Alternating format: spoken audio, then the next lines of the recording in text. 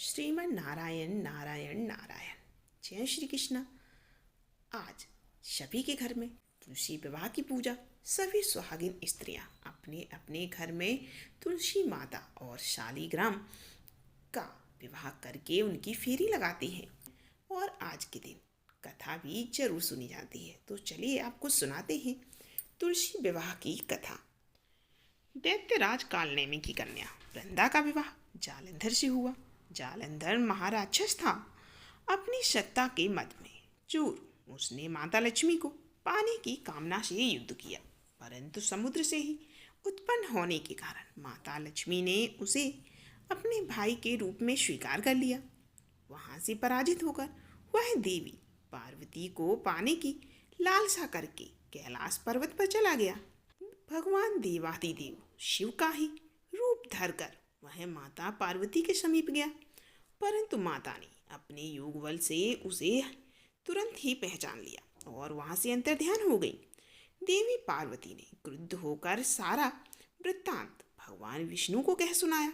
जालंधर की पत्नी वृंदा अत्यंत पतिव्रता स्त्री थी। उसी के पतिव्रत धर्म की शक्ति से जालंधर ना तो मारा जाता था और ना ही पराजित होता था। इसीलिए जालंधर का नाश करने के लिए वृंदा के पतिव्रत धर्म को भंग करना बहुत आवश्यक था। इसी कारण भगवान विष्णु ऋषि का वेश धारण कर वन में जा पहुंचे, जहां वृंदा अकेली भ्रमण कर रही थी।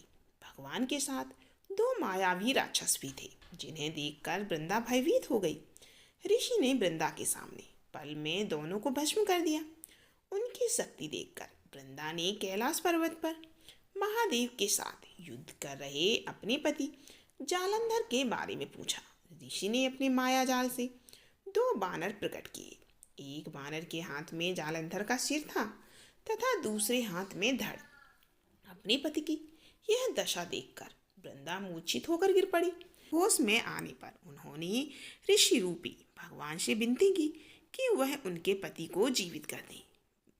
भगवान ने अपनी माया से पुनः जालंधर का सिर धड़ से जोड़ दिया, परंतु स्वयं भी वह उसी शरीर में प्रवेश कर गए।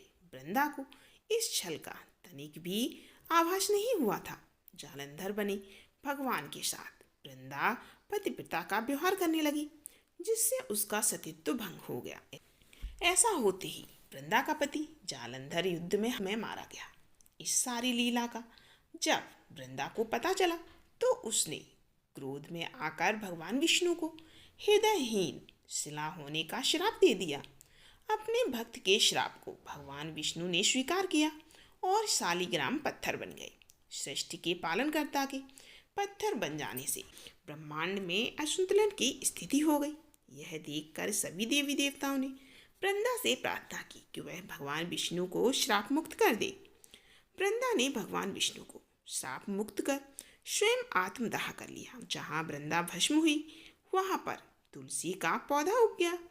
भगवान विष्णु ने वृंदा से कहा, हे वृंदा, तुम अपने सतीत्व के कारण मुझे लक्ष्मी से भी अधिक प्रिय हो। अब तुम तुलसी के रूप में सदा मेरे साथ रहोगी। तब से हर साल कार्तिक महीने के देव उठावनी एकादशी का दिन तुलसी विवाह के रूप में मनाया जाता है। जो मनुष्य मेरे शालीग्राम रूप के साथ तुलसी का विवाह करेगा, उसे इहलोक और परलोक में विपुल यश प्राप्त होगा। ये थी तुलसी विवाह की कथा। कहा जाता है कि जिस घर में तुलसी होती है वहाँ यम के दूत कभी भी असमय नहीं आते। मृत्यु के समय जिसके प्राण मंजरी रहित तुलसी और गंगा जल मुख में रखकर निगल जाते हैं, वह पापों से मुक्त होकर वैकुंठ धाम को जाता है।